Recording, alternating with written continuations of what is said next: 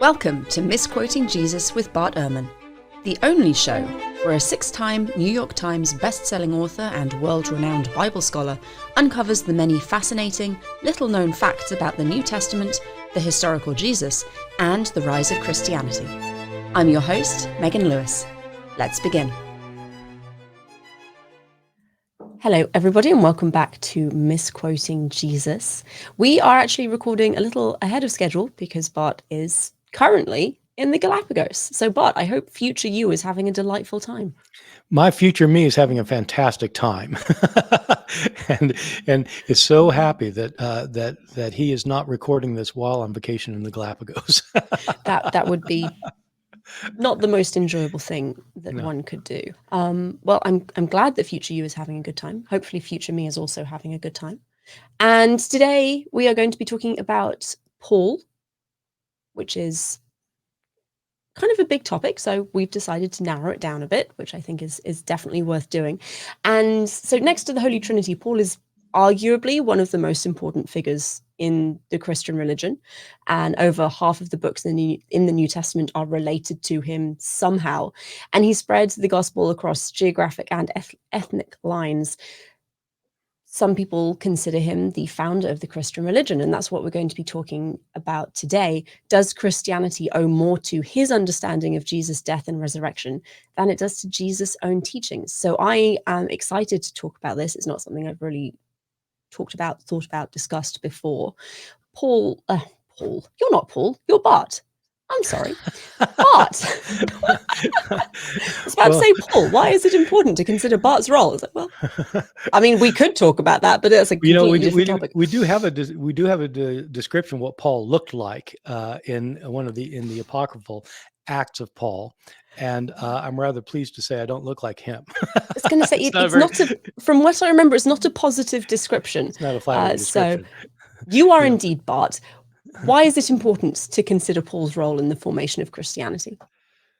Well, this is, as a New Testament scholar, this is something I think about a lot, and that I've thought about for a long time, because there are a lot of people, not just New Testament scholars, but there are a lot of people who will argue that that Jesus didn't start Christianity, but Paul did. Famous people. Nietzsche thought this. George Bernard Shaw, who wrote, most people will be most familiar with him because he's behind Pygmalion. They won't know about that, but My Fair Lady. He's the playwright, brilliant, and he wrote a book. He wrote an essay once called "The Monstrous Imposition on Jesus," which is about how Christianity just really botched it by dealing with what Paul's views were instead of what Jesus' views were. And this became a very popular view for a while, and it still is, I think, that Jesus preached, love and mercy and forgiveness, and Paul taught blood and atonement and wrath of God being averted, and that the Christian church went with Paul instead of with Jesus. And so there has been kind of a Paul or Jesus movement on and off over the years, and it's a bona fide scholarly question. Is Paul the one who started what we think of as Christianity? And people have very big feelings when it comes to this. As I always do, did some research before coming up with my questions. There are some very, very strong opinions on the topic, which suggests to me that obviously people have a very visceral reaction to it. Do you think that in my intro I overstated Paul's importance to Christianity? It's hard to, it is so difficult to state his importance in short terms. But the things you said are right. I mean, in the New Testament, there are 27 books. 13 of them claim to be written by Paul. Nearly half of them claim to be written by Paul. Now, scholars today doubt that 6 of these were. There's 6 of them they think Paul probably didn't write, but that would just mean that Paul, not only did he write a lot of the books, but other books were attributed to him because he was so important. There's another book, the book of Hebrews, the letter to the Hebrews, that was accepted into the New Testament because church fathers decided Paul wrote it. The book of Acts is an account of the spread of Christianity through the Roman world. And the hero of Acts is Paul. 2/3 of the book of Acts is about Paul. And so over half the books of the New Testament are by Paul. And Paul's our best known missionary in early Christianity. We don't know the names of others who were out there spreading the gospel, but Paul was. And started churches in major areas, the most important missionary and certainly the most important theologian of the early Christian church, and arguably the most important theologian of all time. It's hard to overstate, really, the importance of Paul for Christianity. That's not the same thing as saying, though, that he is the founder of Christianity. So before we get into Paul himself and the writings that are attributed to him, the description of this episode refers to Christianity as a religion about Jesus as opposed to a religion of Jesus. And Jesus' religion was quite clearly Judaism. Do you think it would be reasonable to say that Jesus' teachings aren't an attempt to construct a new theology, but to explain how Jewish law should be followed and to prepare for the imminent kingdom of the Jewish God? Yeah, I think that we could do, we'll probably do multiple episodes on the teachings of Jesus and his mission and what he was all about. And but the short answer is that I agree that Jesus' teachings were very much in line with Judaism at the time. He did not understand that he himself was starting a new religion. He thought that he had the correct understanding of the Hebrew Bible and of the God of Israel. And he was within that Jewish part of the Jewish tradition that thought that that God was going to intervene to get rid of all of the forces of evil, to destroy what's evil in the world, to bring the world back to the way he created it, with a paradise where there would be no more sin and there'd be no more misery and pain and suffering, and that this was coming soon. And this was a strong strand of Judaism in Jesus' day. And so I don't think that if you just look at the life of Jesus himself, his teaching, the things he was doing, perfectly consistent within Judaism, and if we just had that, then Christianity would have been a sect within Judaism. So if Jesus wasn't attempting to construct a new theology, does it seem from Paul's writings that he was doing that? This is where it gets a little bit tricky, because the teachings of Paul are different from the teachings of Jesus. Paul's understanding of the importance of Jesus does not reflect what Jesus himself said about himself in our earliest gospel sources. And Paul's view of salvation is completely different from the view of Jesus as set forth in our earliest accounts.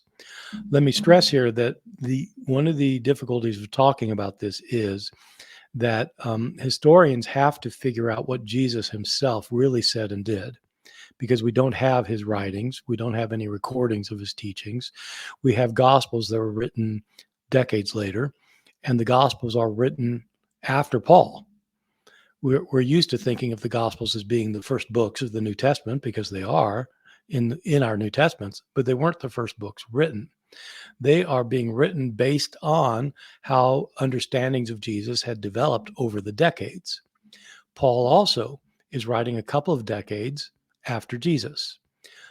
And so to understand Jesus, you have to get behind all of these sources to figure out what the man himself really said and did.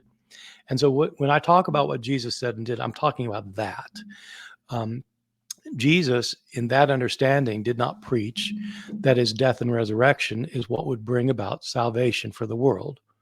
That is not what the historical Jesus was teaching, but it is what his followers thought he taught right after they came to believe he was raised from the dead. And so the question is, since Paul advocates this belief that it's Jesus' death and resurrection that is all important, he's the first one we've got proclaiming that. Does that mean that he started this thing we call Christianity? Did Paul think that he was starting a new religion, and would he have identified as being something other than Jewish after his conversion, change of heart, whatever we want to call that? Yeah, well, this is a great question because I think a lot of people get the answer to this one wrong. um, I have no trouble talking about Paul's conversion. I don't mind using that word, but I define it in an important way, I think. Conversion just literally means to turn around. You know, you've got one point of view, you've got one philosophy, you've got one religion, you've got one idea, and you switch and you go the other direction. Paul did that, but in his view, his conversion was not from one religion to a new religion. His conversion was with his understanding of Jesus and and the importance of what Jesus did for salvation. So he converted in that sense. Paul continued to think he was Jewish. He would have been aghast by somebody telling him he wasn't Jewish. Yes, he was Jewish.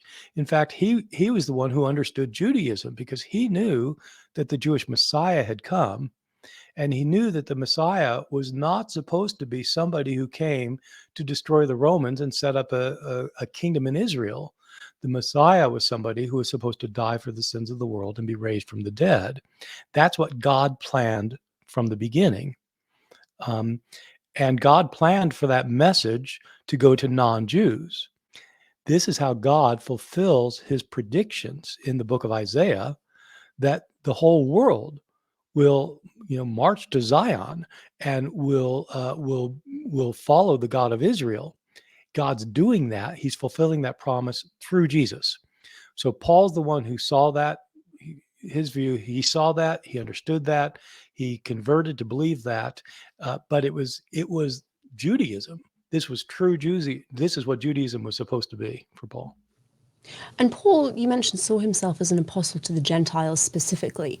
And despite being Jewish himself and viewing Jesus as the Jewish Messiah, he made it very, very clear that non-Jewish followers of Jesus did not need to convert to Judaism. In fact, should not convert to Judaism because that's completely missing the point.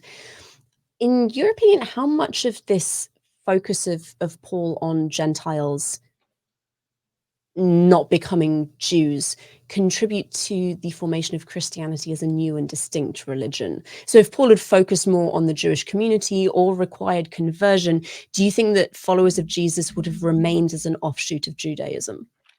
Yes, I do. I think that Christianity would have remained a sect within Judaism. That you'd have different kinds of Jews. You have Pharisees who are emphasizing that you have to keep oral laws in order to be obedient to God, and you have Sadducees emphasizing you have to follow the rules for worship in the temple to be true followers of God. You have Essenes that are saying you have to keep your own purity by removing yourself from the negative influences of your environment to be true to God. And then you'd have the Christians saying you have to believe that Jesus is the Messiah in order to be, that he's the one, in order to be a true follower of the God of Israel. So it would have been a sect within Judaism, which means it would not have taken over the world. It would have the historical significance, probably. I mean, we're guessing, but it would have the historical significance of the Essenes. Well, how many people think about the Essenes these days? Well, how many people think about, would have thought about the Messianic Jews if it remained a Jewish movement? I don't think it would have been significant. And I need to stress that in my view, this is Paul's contribution to Christianity. Paul did not contribute the theology that Jesus' death and resurrection brings salvation. Paul contributed the theology that it's open to Gentiles without becoming Jews. So if that's Paul's contribution, and that contribution was directly responsible for Christianity not remaining an offshoot of Judaism, could we not say then that Paul was actually the founder of Christianity? He didn't maybe come up with the theology himself. He obviously didn't invent Jesus. He didn't invent the importance of Jesus. But because of that focus on the Gentiles and non-conversion, that's kind of what pushed it in the direction of new religion territory. I guess the way I would put it is that Paul founded the variant of Christianity that ended up succeeding. So early Christianity was very diverse. I think a lot of people imagine that Christianity started out as this kind of monolith, like there was a thing, and everybody had the same point of view. And that later you have, like every now and then, you have somebody coming up with some crazy idea about Christianity, and someone else has a different crazy idea. And then, every now and then these crazy ideas come up, but basically it was all the same early on. And I think that that's completely wrong. The earliest Christians were very, very diverse with very different points of view. We have hard evidence for that in Paul's letters. We have 13 letters that claim to be written by Paul, as I indicated. 7 of those almost certainly go back to Paul. And one way to read these letters is to ask, how many people are on Paul's side on this debate or that debate? He's got more enemies than friends within his own Christian communities, the communities he founded. He seems to have more enemies than friends.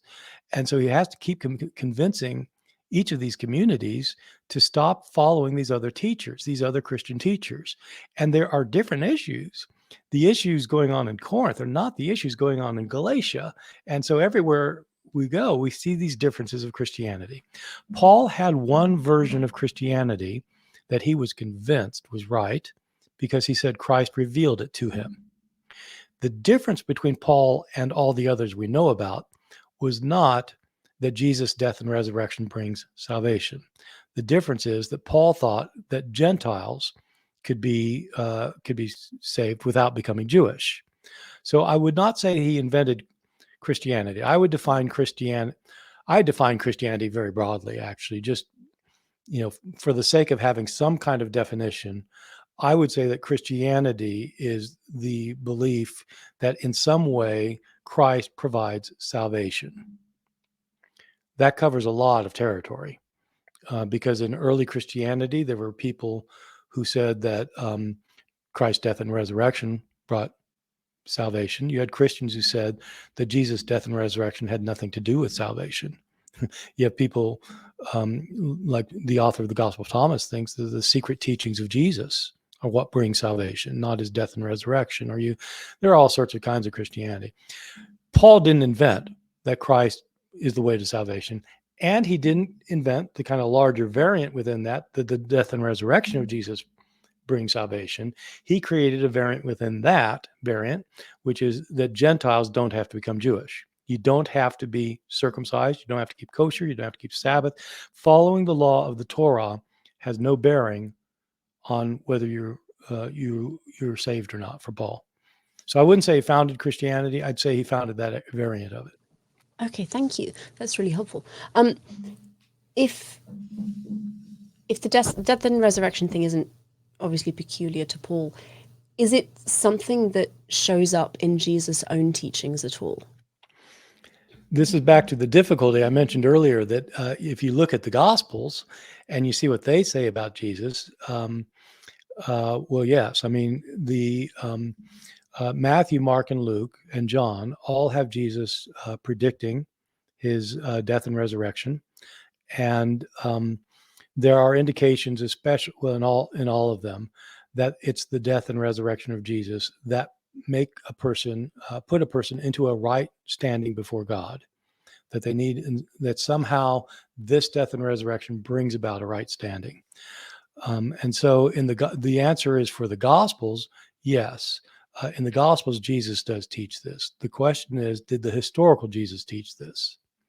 These Gospels are being written by people who believed that Jesus not only was crucified, but that he was raised from the dead. And because he was raised from the dead, they concluded that God must have raised him from the dead, which means that he was the one specially favored by God. And if he's specially favored by God, then why was he crucified?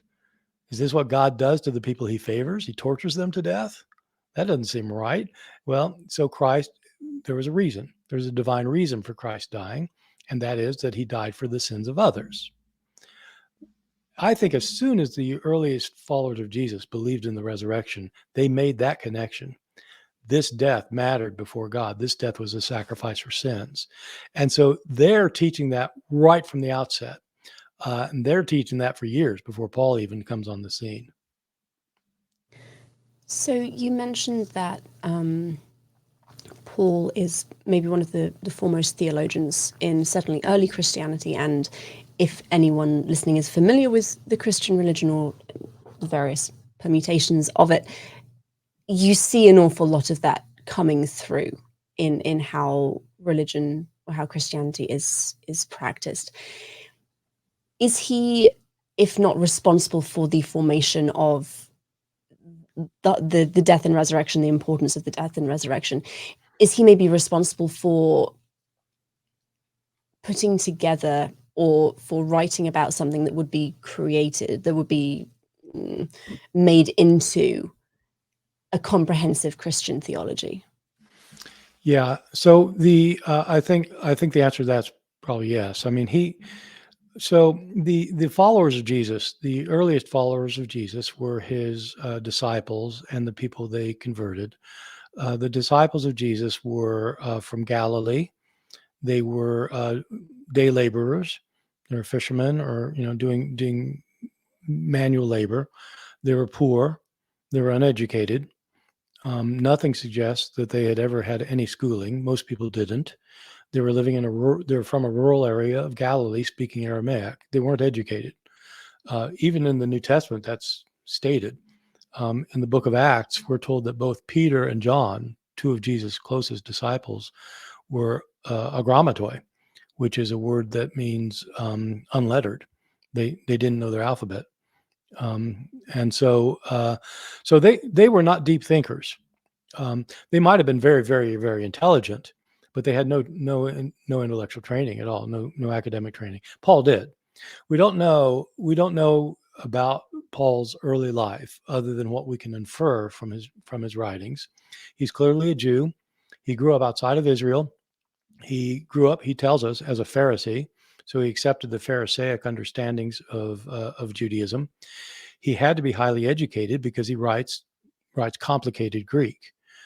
That took years and years of education. It's a weird situation with Paul, though, because he appears to be a manual laborer.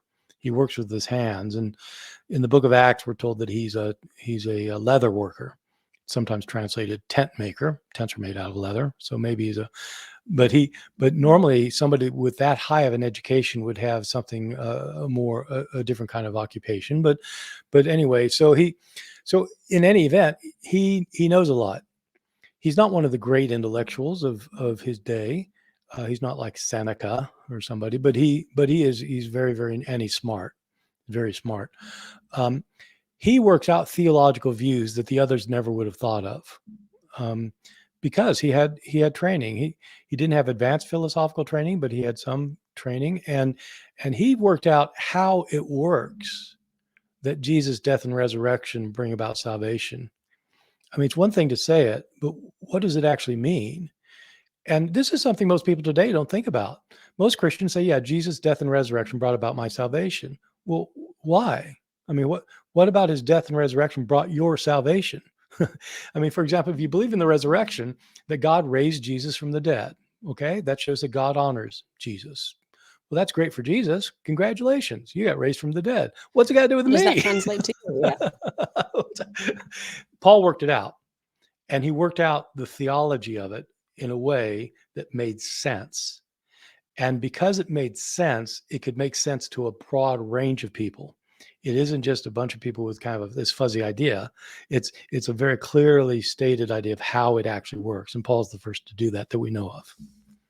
And he doesn't sit down to write a theological treatise that we know of. I mean, maybe 50 years from now, we'll discover Paul's meditations on theology. What we have is kind of gleaned from the letters that he sends to churches that he's founded or has been in communication with. So I feel it's a really interesting situation where so much of the theology that Christians live by is maybe not cobbled together, but stitched together from a selection of writings that were never intended to be a comprehensive theological examination of a new religion.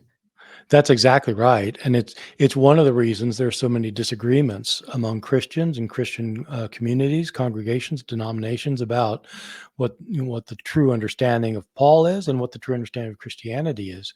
Paul's letters, the seven that we're sure we have, are written to, six of them are written to churches, as you said, that he founded, because there are problems that have come up and various kinds of problems. Each letter is addressing a different kind of problem, and he's writing the letter to help them solve their problem. It could be a problem about their faith, about not understanding something within their faith. It could be a misunderstanding of how they're supposed to behave, how they're to live together in communities as Christians, what kind of ethics to have, and there are all sorts of problems, and he addresses these problems.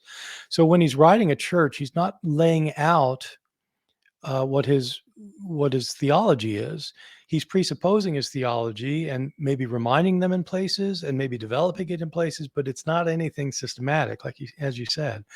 The letter to the Romans is a little bit different.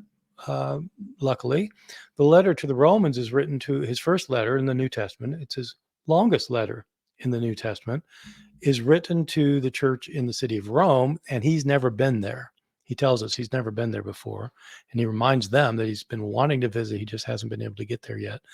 And there he's trying to explain why he is on the up and up when it comes to the Christian message. And so there that's the closest thing he gets to a systematic portrayal, where he's trying to explain his gospel message to the Romans. And so that's what has always made Romans the most important of Paul's letters for those who want to know his theological views.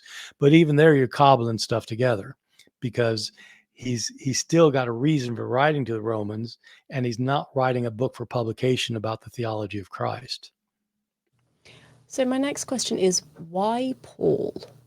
Why is this one person, why are his writings considered so important that so many of them are included in the New Testament? There are lots of angles that one could take to that question, and I'll take a couple. One is, it's rather interesting to consider how important Paul was in his own day. As I mentioned, in most of his own churches, he has more enemies than friends. We elevate Paul because of his importance in the New Testament, and he's the one we know about. How broadly was he seen as important in the first century? It's a difficult question to answer, actually, as it turns out. Yeah, okay. So second issue is, we are so glad that we have 7 of his letters and 6 by followers soon after his life, and the book of Acts about him, because it gives us a lot of information. But you just think about those 7 letters for a second. Paul converted 3 or 4 years after Jesus' death, so say 33 or 34, and he's traditionally thought to have died around the year 64.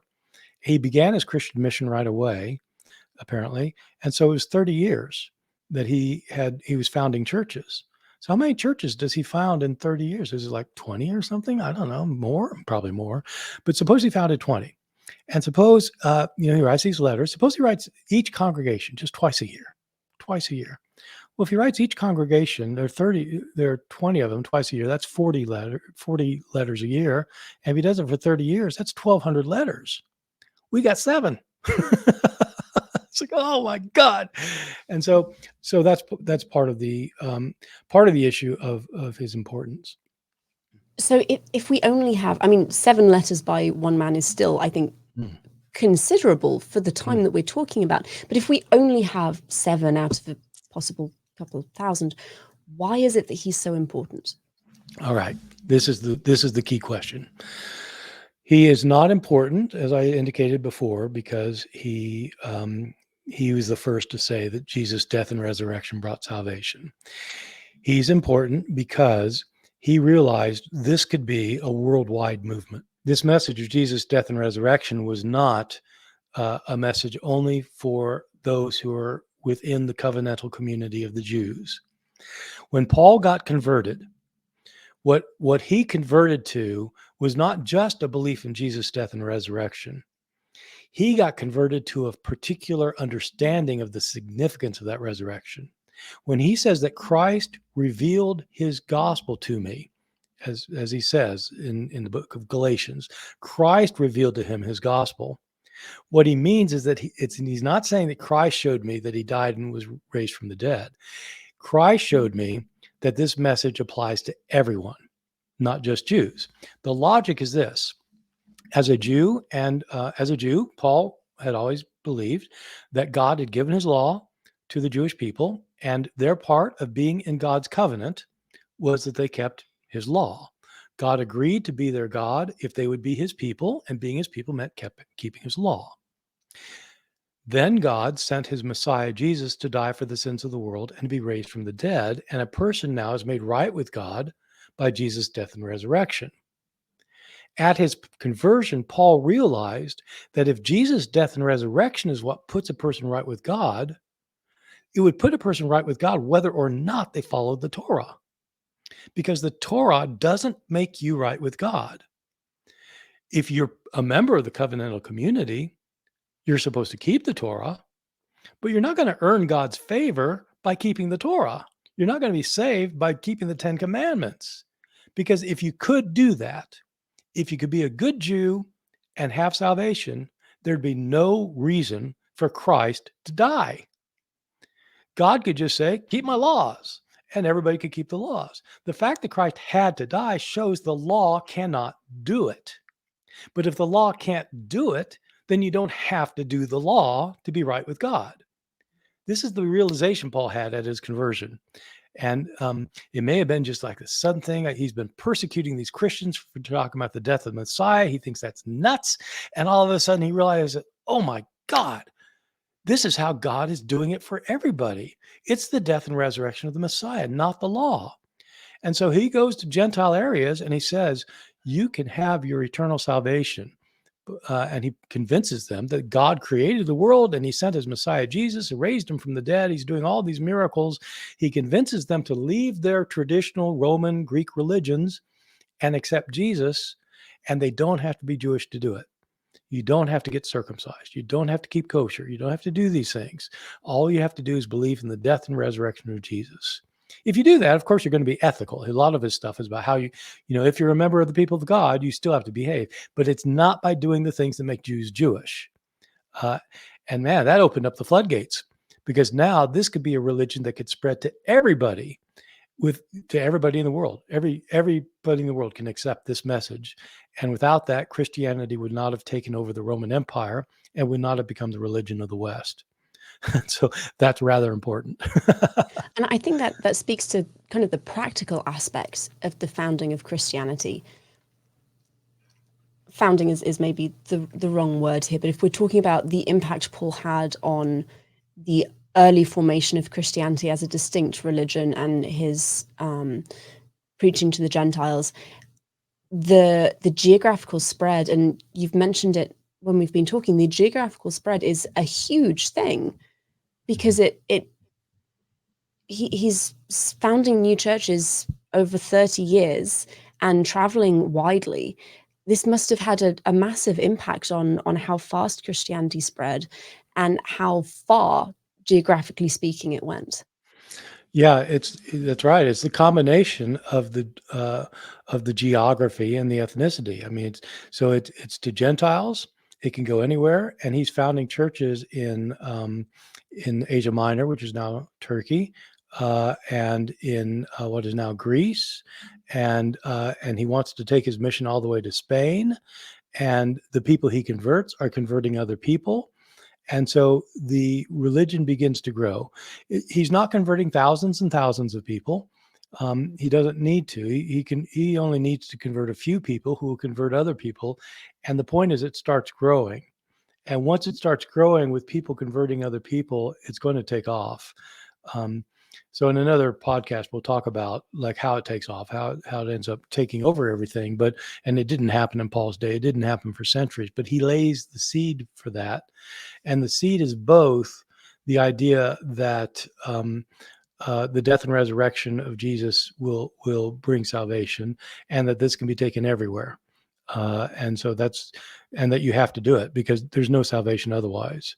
So that people who don't accept this message are going to be condemned. That's a selling point, and Paul certainly preached that.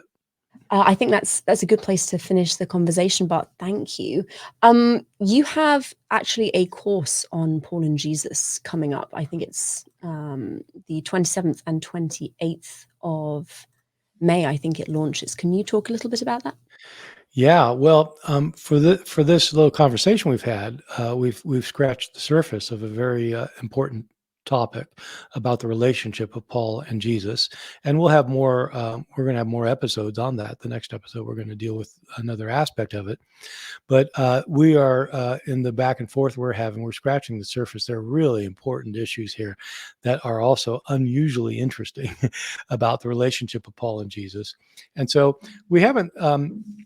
As of now, as we're doing this podcast, we haven't settled on a final title for the series, for the course, but I'm calling in my head. I'm calling it Paul and Jesus, two men, two different religions.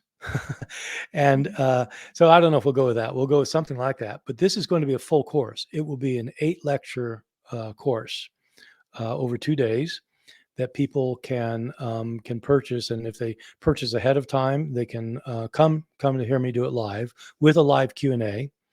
And if people hear this after that, they can buy it as a course, uh, and with all the goodies that go with that. But it's going to be just on these issues of Paul and Jesus, and about how it's hard to know about each one of them, whether they represented the same religion, whether Paul actually knew anything about the historical Jesus.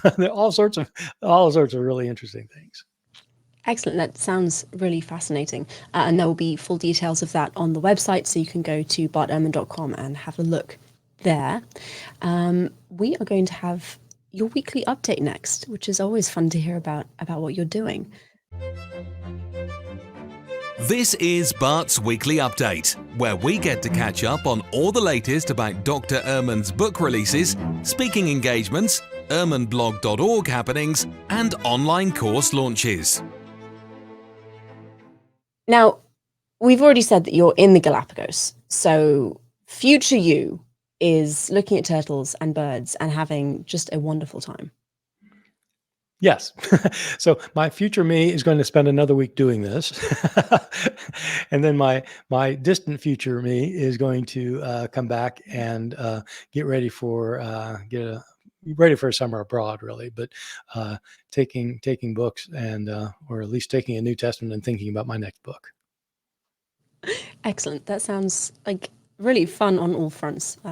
So I'm looking forward to talking more about ethics in the New Testament when you're entering more final preparation stages for that particular book. And we're going to have some soapbox time now, which it's been a while. So I'm looking forward to seeing what you have to talk to us about. Take cover, fundamentalist Christians and mythicists. It's time for Bart Gets on His Soapbox, the segment where Bart exposes the belief systems and social constructs that frustrate him most. But what are you soapboxing about this week? You know, as a scholar of the Bible, I pay close attention when the Bible is used in public discourse. And I've thought a lot about it. I've written a little bit about it in terms of U.S. policies on this, that, or the other thing.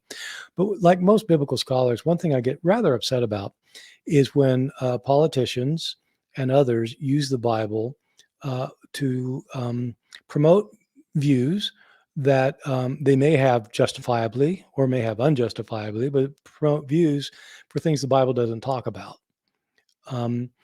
And I find it a misuse of the Bible, and I think that it's really using the Bible for leverage rather than really caring about the Bible.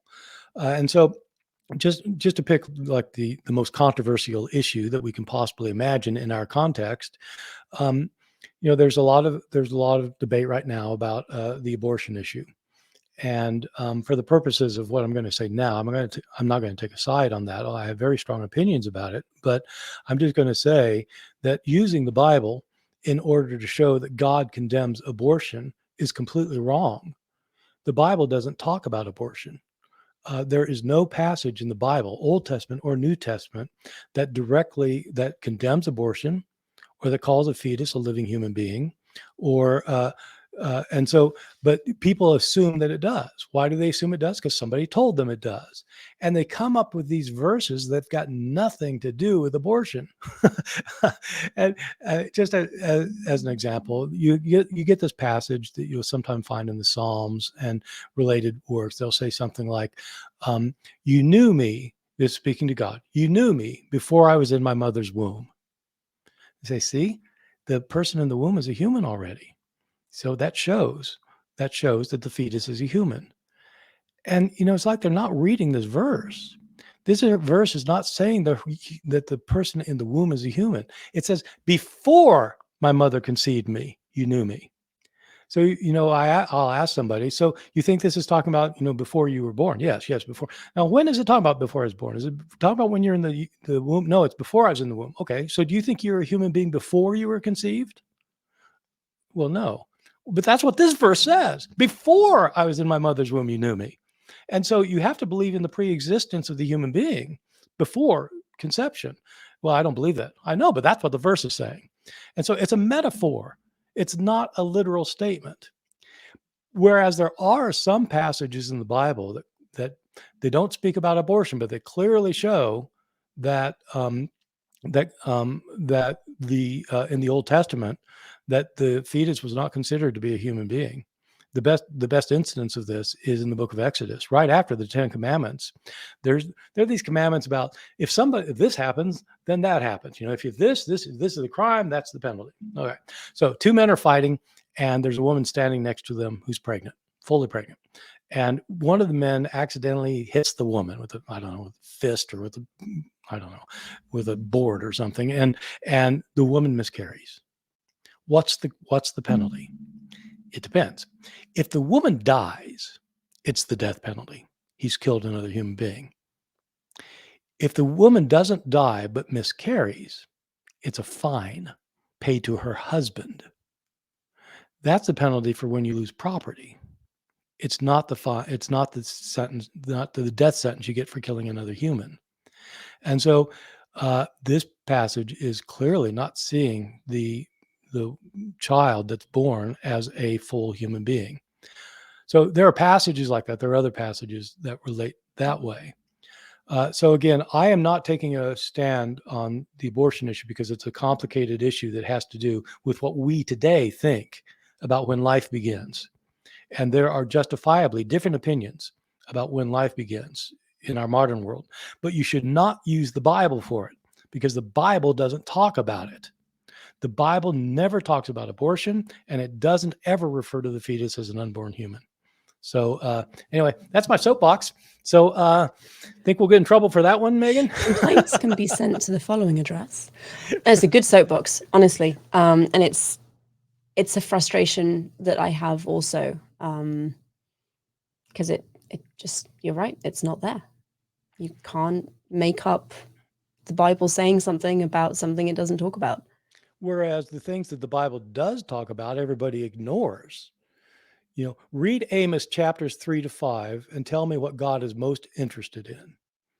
And is he interested in your social agenda? Just read the Bible sometime instead of taking the cherry-picked verses that one person or another gives you. Read it, and you'll see what God in the Bible wants. Thank you. Welcome. Before we finish for the week, would you mind summarizing what we talked about? Well, we're talking about the importance of Paul for early Christianity, and on one level, as you and I both emphasized, you can't really overstate his importance for Christianity. The Apostle Paul, I think, without a doubt, is the second most important person in the history of Christianity, apart from Jesus. But I don't think you can say that Paul founded Christianity. Christianity is the belief that somehow Jesus is the one who makes people right with God. And the traditional Christianity, as it's come down to us, is that Jesus' death and resurrection put a person into a right standing before God. Paul agreed with that, but he didn't invent it. The followers of Jesus were saying that for years before he even converted. Paul's major contribution was indeed major. it allowed Christianity to take over the Western world and to become the dominant religion today. We're more followers of Jesus in the world today than any other religion. But the contribution Paul made to that was that he realized that people could be followers of the Jewish Messiah Jesus without being Jewish, and that it's only belief in the death and resurrection of Jesus that matter. Others had said the death and resurrection of Jesus brought salvation. Paul realized that meant you could do that without being Jewish. This opened up the floodgates for Gentiles to convert and allowed then for conversions to start happening all over the world. Thank you very much. Audience, thank you all for listening. I hope you enjoyed the show. If you did, please remember to subscribe to the podcast so you don't miss future episodes. Remember also that you can use the code MJPodcast for a discount on all of Bart's courses over at www.bartehrman.com. That includes the Paul and Jesus course that is coming up in the very near future. Misquoting Jesus will be back next week. Bart, what are we talking about next time? Well, next time we're doing a spin-off kind of related to what we're doing today. It's again Paul and Jesus, but this time we're going to be interested in what, does Paul actually know what Jesus taught? Does he have the same teaching? It's about the teachings of Jesus and the teachings of Paul. Thank you, everybody, and goodbye.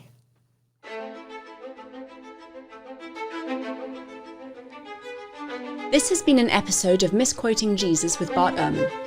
We'll be back with a new episode next Tuesday, so please be sure to subscribe to our show for free on your favourite podcast listening app or on Bart Ehrman's YouTube channel so you don't miss out. From Bart Ehrman and myself, Megan Lewis, thank you for joining us.